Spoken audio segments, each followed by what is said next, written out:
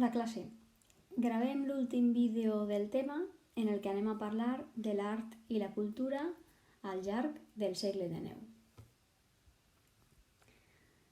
Tenim ací un eix cronològic del que ocorre amb les diferents etapes o les diferents corrents que segueixen els artistes al segle XIX i comença amb el romanticisme, perquè si vos fixeu, el 1800 realment comença amb el final del neoclassicisme, però diguem que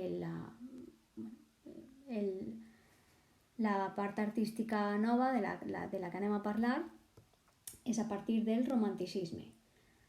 Anem a tractar, per tant, romanticisme, després vindrà el realisme i, per últim, l'impressionisme, que dins té com diferents subcorrents, i dins de l'impressionisme parlarem també del modernisme. Molt bé. El romanticisme va ocórrer durant la primera meitat del segle XIX. Els artistes i els pintors volien retransmetre sentiments i emocions i, per tant, tot allò que pintaven era algo idealitzat. No era exactament el que es veia en realitat, sinó que ho idealitzaven, ho modificaven d'alguna manera per a que poder transmetre tots aquests sentiments i aquestes emocions, però no plasmaven la realitat tal qual.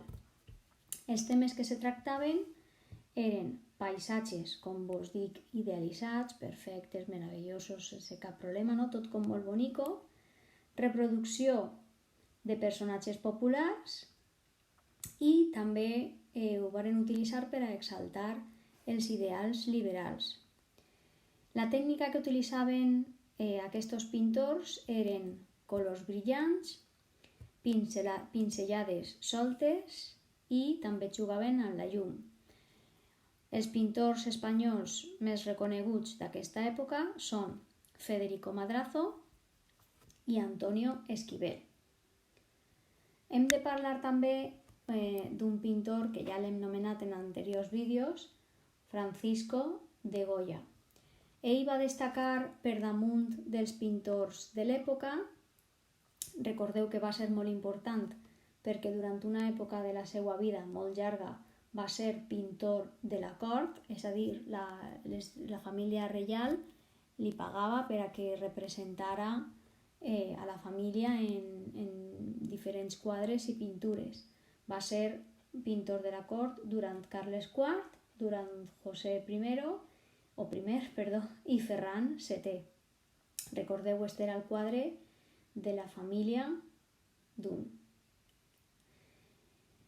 I també va passar a la història per totes aquelles pintures històriques. Ell va plasmar molts fets de la història a les seues obres, sobretot com una manera de denúncia. Denunciava els aspectes roïns de la guerra, sobretot la part que afectava a la població. Així tenim, si recordeu, els afusellaments del 3 de maig, després de la invasió de Napoleó, i un altre quadre que demostra totes les barbaritats que ocorrien al voltant del món de la guerra. En quant a literatura, hauríem de destacar a Mariano José Lara, Gustavo Adolfo Bécquer, José Espronceda i Rosalía de Castro. Tots ells tractaven temes fantàstics i llegendaris.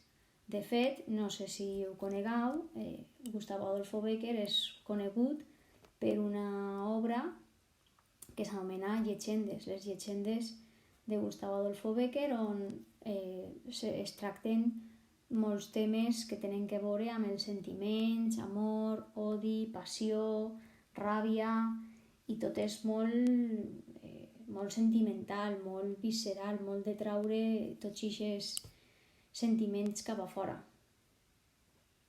Anem ara a la següent corrent. Vingué cap a meitat del segle, cap al 1850, és el realisme. El realisme vol trencar amb la idealització. Anem a deixar d'imaginar-nos unes històries i unes pel·lícules que no són, i els pintors i els artistes volen mostrar la realitat tal i com és i tal i com la veuen.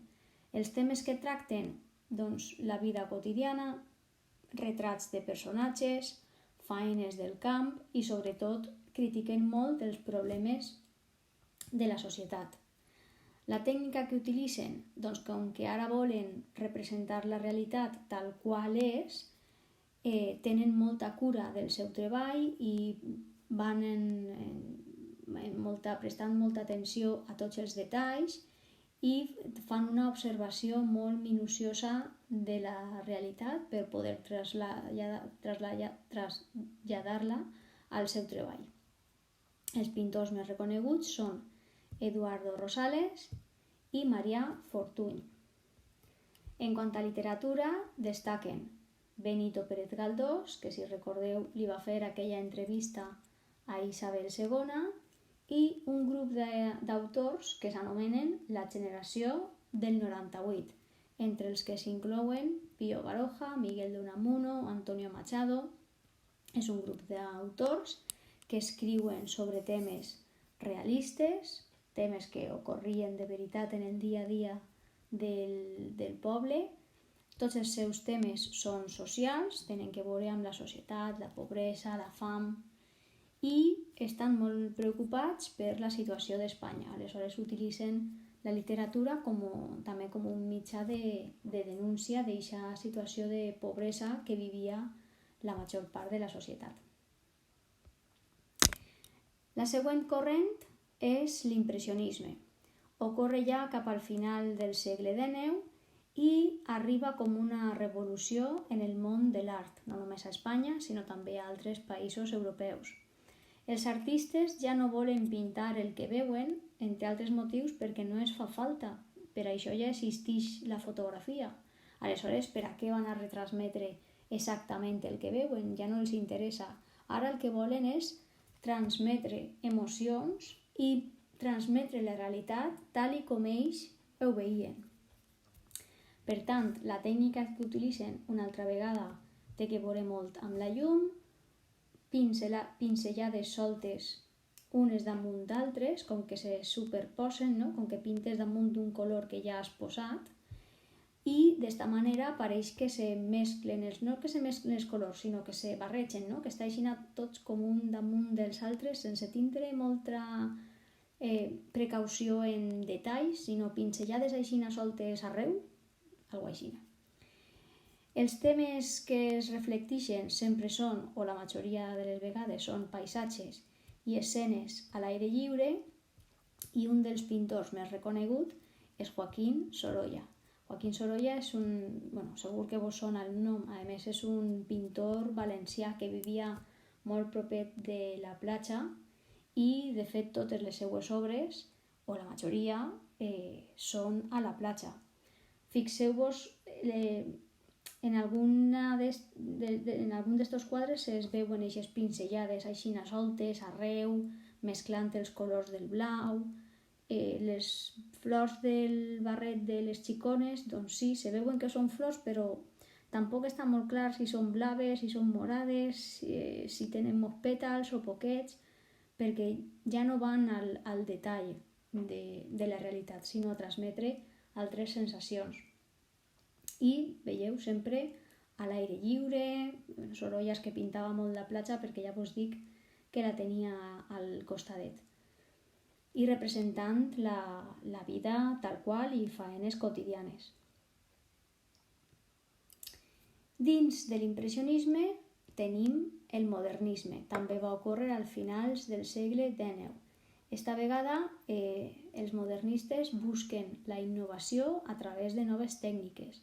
És molt peculiar perquè aquesta corrent es va desenvolupar especialment en 3 ciutats. Estic parlant de tota Europa i es va desenvolupar sobretot en 3 ciutats. Brussel·les, Viena i, fíjate tu por dónde, Barcelona. Apareixen temes inspirats en la natura i escenes de dones que tenen un toc més sensual i delicat. Dones molt delicades, d'estes de pell blanqueta, que mai han treballat en el camp, aquest estil. En quant a la tècnica, esta vegada n'hi ha una predilecció per les formes corbes i torçades, i els pintors més reconeguts són Ramon Casas i Santiago Rusiñol. Dins del modernisme no podem evitar parlar d'Antonio Gaudí. Com vos he dit, Barcelona va ser una ciutat modernista per excel·lència, coneguda al llarg de tota Europa, i Barcelona està plagada de construccions dissenyades i fetes per Antonio Gaudí. Vos he posat unes quantes imatges de les seues obres, però a Barcelona hi ha moltíssimes més. Per exemple, esta primera, que és el drac, que segur que vos sona perquè